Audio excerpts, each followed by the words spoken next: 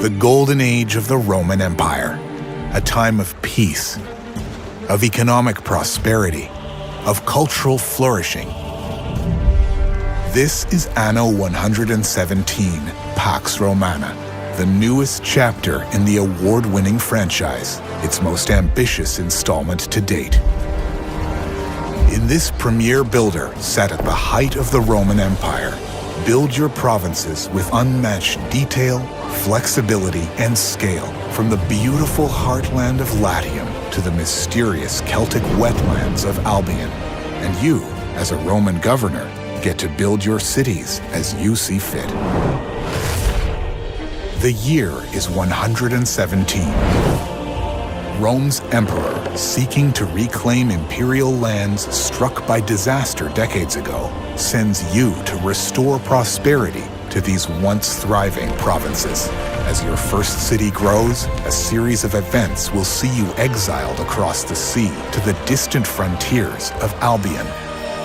Every decision you make as governor matters. Will you embrace local traditions or Roman ambitions? Will you grow your provinces through diplomacy and commerce, or conquer through military strength? Your choices will shape not only the future of your citizens and your provinces, but your own story as well. The journey of any empire begins with a single building. When approaching an island, claim ownership by adding a trading post to its shore. Then, create some roads and move on to building housing for new residents and setting supply chains in motion to produce resources, such as lumber, giving you the means to expand. Of course, as governor, you'll need a place to live, and it's safest to place your own villa inland, away from exposed coastlines. Each island offers resources based on how fertile they are for a given crop.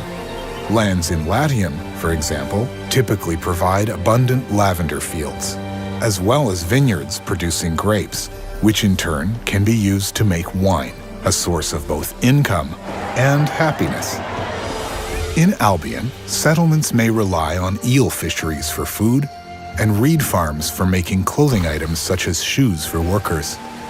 Much better than Roman sandals for muddy terrain.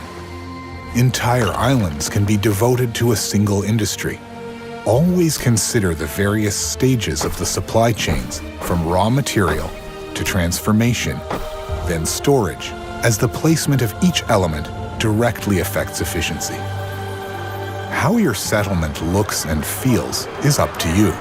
Latium might inspire an organized design, straight roads, square neighborhoods, organized fields. Albion, with its marshlands, might influence more organic designs, with diagonal roads and settlements respecting the island's natural shape. In addition, your cities can be customized to reflect your vision. Ornaments, luxurious public spaces, awe-inspiring marvels of engineering, pristine marble roads worthy of Rome itself. As your population grows, higher-tier residents will be attracted to your cities, bringing along their need for higher quality goods. Build markets to raise your people's income. A tavern will keep spirits high. In time, more landmarks will be unlocked, from bathhouses, theaters, to the Colosseum, each impacting citizens' quality of life. Fulfilling the needs of your population by strategically building public services will influence your people's attributes, from happiness to fire safety. City planning, however, is only the beginning, as each city is a direct reflection of the values of those who build it. As governor, each decision slowly shapes the identity of your cities and the way they contribute to the expansion of your provinces. To help foster innovation and knowledge, you can choose buildings, such as the Grammaticus, that will create an area of effect around it, contributing to breakthroughs of new technologies. You choose how the knowledge you gain shapes your city's development. In the discovery tree, you decide if knowledge is used to enhance facilities, unlock new urbanism possibilities, and upgrade military units, each decision having a direct impact on gameplay. For example, researching wells will allow you to use them as a smaller alternative to the larger building housing, vigiles, which grants the fire safety attribute. The result is a more space-efficient alternative that unlocks new ways to develop neighborhoods and cities. Over 150 discoveries exist in total, their availability impacted by your governing style and your engagement with the Roman or Celtic ways. For example, a Roman approach to dealing with Albion's marshes will be to drain them, while a Celtic approach is to learn how to move efficiently through them.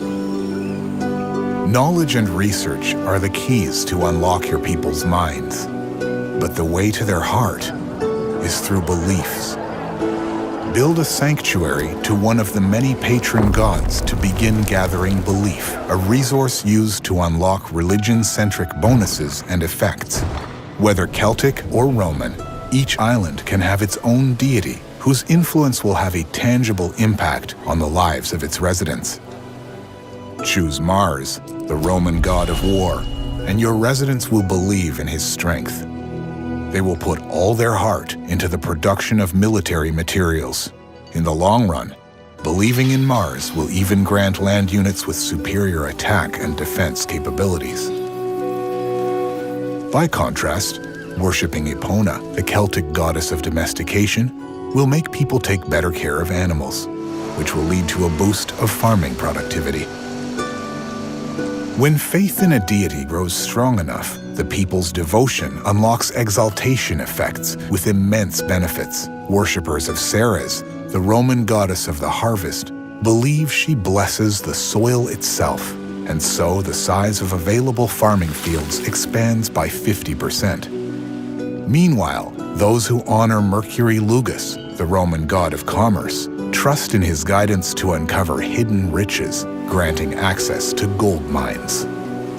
Discoveries and religion are deeply interconnected, shaping not only the way you play, but the cultural identity of your cities within a wider world. No province exists in isolation, and how you interact with other governors will heavily impact the prosperity of your provinces. Diplomacy is integral to success, as rivals, traders, and even raiders, each with their own ambitions, react to your choices.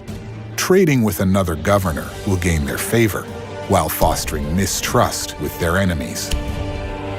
Build strong relationships with allies to open trade routes, or forge defense pacts, agreements that will come in handy if you were to anger other, more hostile figures. The echoes of your decisions will even reach the ears of the Emperor himself. Romanizing your land will earn you high praise and bonuses, while turning your back on Roman traditions might warrant the wrath of an entire empire. Whatever your choices, you had better be prepared for any outcome.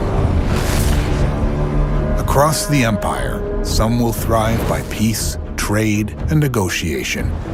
But war may be the only language spoken by your rivals, and when diplomacy fails, you will need to be prepared for conflict.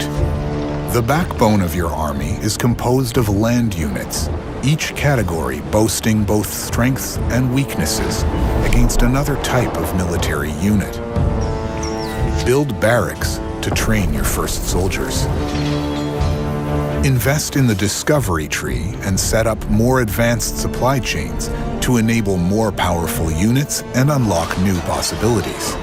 A varied army is key to reacting against any opposing forces. While you organize your land-based forces, naval warfare must not be neglected. Available from your shipyard, various models of ships can be upgraded and specialized thanks to unlocked technologies or belief in specific gods, like Neptune. Modular by nature, naval military units can be outfitted to your liking, influencing their durability, attack power, or maneuverability.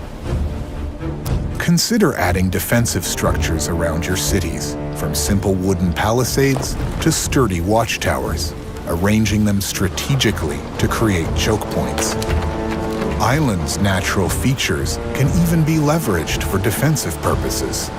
Strong military strategy can secure dominance over your rivals or even the Emperor himself if you choose to defy his rule, turn your back on the Roman ways, and provoke his ire. Friends can be invited as rival governors or join you under a common banner at the start or right in the middle of any game. Compete for superiority in PvP against the wits and strategies of other governors, or cooperate in PvE to rule together while defending your cities from AI-controlled rivals. Outside the campaign, an endless sandbox awaits, granting governors the freedom to decide every detail of their city-building endeavors. The difficulty of the challenges ahead, the rivals present on the map, and the starting province of your cities, for instance. Here, your cities can grow under the weight of formidable constraints, be allowed to flourish under lasting peace, or expand past the Empire's horizon. During Year 1 of Anno 117 Pax Romana, your journey as governor will take you to the land of pyramids and pharaohs, and beyond. The choices you make, the designs you choose, the deities you worship, the wars you wage, or the peace you protect.